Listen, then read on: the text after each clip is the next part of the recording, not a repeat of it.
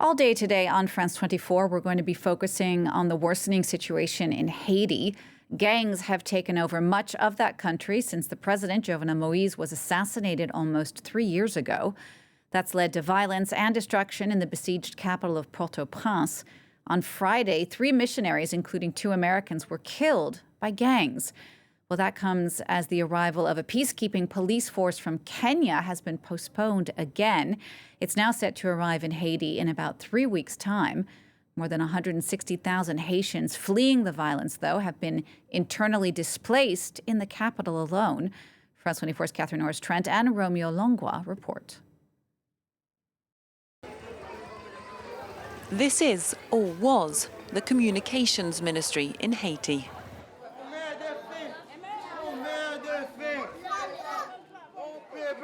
For months now, it's served as a huge squat for more than 1,600 Haitians forced to flee their homes. Today, they've had a delivery of hot meals from a humanitarian organization. They've got 1,000 meals to go round. Not enough for one per person, but that's better than in recent months. They want to take 2 or 3 meals because they're starving. Around 160,000 people have fled their homes in the Port-au-Prince region. Here, they've set up a committee in the minister's office.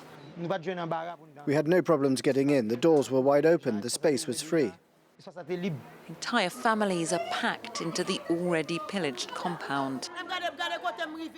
Look where I am today. I have a baby here in the street. Only these people helped me after I gave birth. I'm hungry and I sleep on the ground. This is misery. Rachel now lives in this corner of the ministry with 6 children. She shows us medical papers documenting a gang rape. Bandits attacked her last year, she tells us, while she was pregnant and sleeping in the streets of central Port-au-Prince. And the front line of the war with the gangs is less than a kilometre away. This is what was once the heart of the Haitian capital. What remains of its presidential palace, and over there, the highest court in the land. Right now, it's at the front lines of an ongoing war between the security forces and the gangs which control the majority of the capital city. Up in the heights overlooking the ravaged city centre, Haiti's newly appointed Transition Council is based in a luxurious villa. The council's president is a former Speaker of Haiti's Senate. Giving his first international interview, he's frank about the corruption that's rotted the core of the state. We have to recognize that the institutions have collapsed. That's been going on for a long time. But there has been a certain complicity between state authorities and criminals to win elections, gain power. But it's also due to a certain complicity by the economic elites who use the bandits and allow them to make money, equip themselves, and even confront our established forces. Haiti's Transition Council was sworn in more than a month ago, but so far has been hampered by infighting and jockeying for position, and has yet to name an interim government. Back at the communications ministry, at night time, conditions are at their worst. There are so many people, so some of us have to sleep in the corridors. They sleep everywhere. On the roof, on the ground, in the courtyard too. They don't have beds or blankets. They can get ill like this. Trapped on the edge of a war zone, despair and fury is rife. Toute journée graine balle a tombé dans la cour. Dimanche passé là n'importe 3 moun prend balle là dans la cour côté tiré. Souple, nous aider nous. Nous pas capable encore. A desperate plea for help from someone, anyone in charge. That report from Catherine Norris-Trent, who joins me on the set now for more. Catherine, you were 2 weeks in Port-au-Prince. You just got back. not long ago. What's the situation like on the ground now, really? The situation remains extremely difficult for the people there, millions of people in the city who are basically living every day in danger and in dire need of food and basic services, as you saw in our report there. Gangs today control more than 80% of the capital. Some even say 85, 90%. There is a police force. There are some institutions, but it's very much of an uphill struggle. So all of the lower town around the presidential palace, there remains basically a war zone. Every day you hear gunshots ringing in the air. The kidnapping risk remains very high. This has got out of control. I mean, there is a transition council in place. There's supposed to be Kenyan troops coming in as part of a multinational security force, but basically that's dragging on. And the Kenyan president has said that those police won't be there for several weeks yet. And there are big questions about how effective it can be, because these gangs, these armed groups, this has been brewing for years, if not decades. They're embedded in these areas which are basically slums, which are very poor, where there are people remaining because they've got nowhere else to go. And so it's very difficult to see how they can be rooted out. I talked about the police. Now, we went on and embedded with them, and we looked at their fight against the gangs, and we also met one of the gang leaders, who's the head of this gang alliance. They've come together, they've united forces to try and, fight back against the police and the state. The best known of them is the man who's basically become their spokesman. He's called Barbecue, a former policeman. And when we met him, this is what he said to us.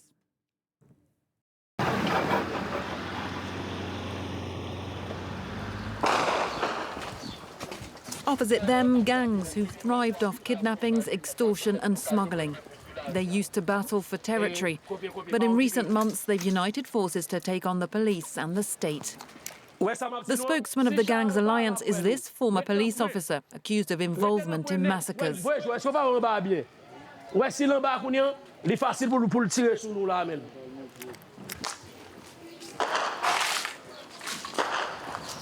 Jimmy Cherizier, aka Barbecue, is reputed to have burned his victims alive. As a gang spokesman, he oscillates between talk of revolution and threats. He vows there'll be no peace without some kind of unspecified deal which includes gangs. Aujourd'hui, pour quantité d'armes qui gagne dans le pays, pas gain un sérieux un gouvernement qu'a fait si ou pas une entente avec groupe armé. Quelle était force multinationale, quelle était n'importe force étrangère qui vient dans le pays. C'est un génocide de la vie. Catherine, another very intricate part of this puzzle in Haiti is that if the Kenyan police force does actually get into Haiti, it's very hard for Haitian police at the moment to actually crack down on gangsters just because of corruption. Right. Corruption is endemic in Haitian society, in the political and economic life of the country, and it's become really embedded there, and it's kind of rotted away at the institutions. And so there are police forces operating. We went embedded with the anti-gang police. But it's very, very difficult, they were telling us, to do anything, because as soon as they catch anyone, well, they feel that those people are basically released back because there's corruption in the whole system right along the chain. And take a listen now. We interviewed one man who was really eloquent on this. He's a spokesman for a police trade union, and he just talks us through clearly the difficulties in getting justice and the total impunity that there seems to be.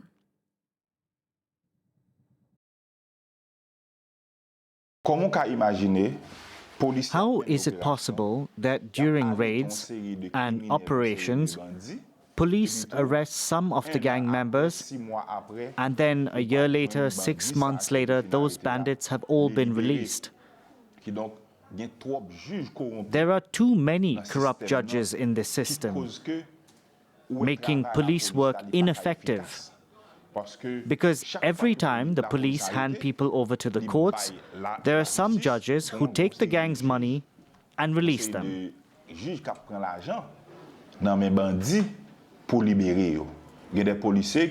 There are also police officers who are affiliated with certain gangs. There are police officers who often take weapons and ammunition back to the bandits. There are police officers who inform bandits about police operations. And this is happening at every level of the police force. That reporting there from Catherine Norris-Trent, our senior reporter who spent 2 weeks in Haiti. I'm also joined on the set now by Dr. Christian Mouala. Thank you so much for coming on the set, Dr. Mouala. You're the country director and the representative for UNAIDS in Haiti. You were based in Haiti until just recently. First, before we get into the details of your work, tell us a bit more about your feeling about the state of Haiti at the moment. No, thank you very much, Diana, for inviting me. So, yes, as you say, I'm Christian Mouala. I was as a country director for UNAID at Haiti, but before that, I was in Togo and South Africa, and now I'm in Haiti. So, I am in Haiti for now going 3 years. The situation was become intense and intense on the last 3 months, where with the gang attack, and also impacted many civilians, and we are counting now about 316,000 people internally displaced in the country. Most of them are women and children, and with that we are also the government and humanitarian actor as a report that we have now 5 times higher of survival of GBV compare only on March compare of January and February combined. And what do you attribute this increase to? And thank you very much. On the humanitarian crisis, the thing important to notice is that protecting health people and protecting right is more important. In the context of Haiti, humanitarian actor is soundly alarming about the low level of access of health services and also increases of GBV, mainly due to the gang activities. Is this, Catherine, something that you saw as well in regard to health services? So when we're talking about GBV, Christian Mouala was saying that was gender-based violence. So we're talking about women who are survivors of rape, and often collective rape, gang rape, if you like, at the hands of these gang members. One of the people that you met in one of your reports we met speaks about several that. women, actually, during the course of our reporting, and it's really shocking just how easy is not the right word, but how common it is to come across these people, because it is a real phenomenon that is widespread. So you've got these displaced people we filmed with, and that Dr. Christian was talking about, and a lot of the women there have been raped. So I guess as well as the psychological impact, the poverty, there are questions about whether they've been infected with HIV/AIDS or other diseases, and also quite sadly, a lot of people become pregnant. These women who've suffered rape, multiple rape. And so they have another child as well to look after, already with very large families in tow. So, yeah, women and children disproportionately affected by this crisis. Dr. Mouala, are your teams still able to operate on the ground to help these victims? Yes, as you know, we as a United Nations, we are working together, not only UNAIDS, but with the other inter-country team, because UNAIDS is the Joint United Program Nation. We have 11 co-sponsors. According to the Division of Labor, we are working with different agencies. So we are working mainly with the government, donor, and civil society. On the work with civil society, we are working with the civil society with all their diversity network of women, girls, and also sexual minority. So as a human being, the things I worry on is 2 things. First of all, absolutely the people we are serving, the vulnerable group, but mainly my team in terms of duty of care to make sure that they still continue to work and to operate in the context where it is very challenging. So indeed, how are they able to work? I mean, what kind of supplies are they getting in? Is it possible to get the aid out to people who need it? I mean, what are the biggest challenges, and how are you achieving that? So that at this area, I would like to recognize and to commend effort of the community people who are there, very resilient, because we as UNAIDS, we are working closely with the community. That gives us the opportunity, even if the infrastructure or health service is not working, we are using our network to continue to deliver. At the same time, I would like to highlight the situation in Haiti is quite complex. We are seeing at the country capital, which is Port-au-Prince, where most of the service still is very disturbed. But at the other part in the province, at the department area, we can have capacity to operate. For example, UNAID, with the support, we've supported the Ministry of Health and other partners to continue to provide chain supply of medicine to the north of the country and to the south. That's the things that is happen, and also using our capacity to mobilize civil society. Catherine, you were telling me that you spoke to many people who were more or less left to fend for themselves, and yet they were fending for themselves. Right, and that really reflects what we've just heard. There are amazing community groups in Port-au-Prince, in Haiti, across the country. I'm sure we mainly focus our reporting on Port-au-Prince. In some of the most difficult areas, there are community organizations, volunteers, people who've stayed to help out their communities and who managed to live there despite all the chaos, despite all the difficulties. And basically, it's through them that a lot of the help is getting to where it's needed. I mean, it's not as much as they need, but that's how it's a really, really invaluable network. So these activists who, in spite of all these difficulties for years and years and years, able to work with the international NGOs, the UN and all their agencies and deliver the aid to where it's needed. We saw some really, really inspiring examples of these community activists. And that's something I hope we're going to be reflecting in our reporting as well. And I don't think we can emphasize enough just how chaotic and how difficult the situation is in Haiti at the moment. Dr. Mwala, if people want to help, our viewers want to help, what can they do? I think the country really need help now in two areas. First of all, in terms of life saving, so emergency need now. For example, United Nations provide a humanitarian plan that we need to be funded. So we call for support or funding for the donor. That's one way. But at the same time, we are supporting the emergency need. We need to continue to support the development, because when you're going to solve or to address some emergency, we need to have like a basic structure we still functioning to continue for the long time and sustainability of the response. So we as United Nations, but supporting the government and calling all the partners who would like to help to support this plan, humanitarian plan, but also on the ground we are able to provide them some guidance to see how to support. But really, community, government need to help. The one good thing is that the system is totally collapsed, but the good news is that we still have some counterpart who can respond at the official level that allow us to continue to operate and to do our work. And just to wrap up, how do you feel now? Are you hopeful at all for Haiti? I think what is giving up, exactly as I said previously, the community. You know, when I saw my colleague from WP or from UNICEF or my team, then they went to the internal displaced camp, and they give hot food to pregnant woman, and she go back with the smile. That's as a human being, it's very important. So I think for me, no need.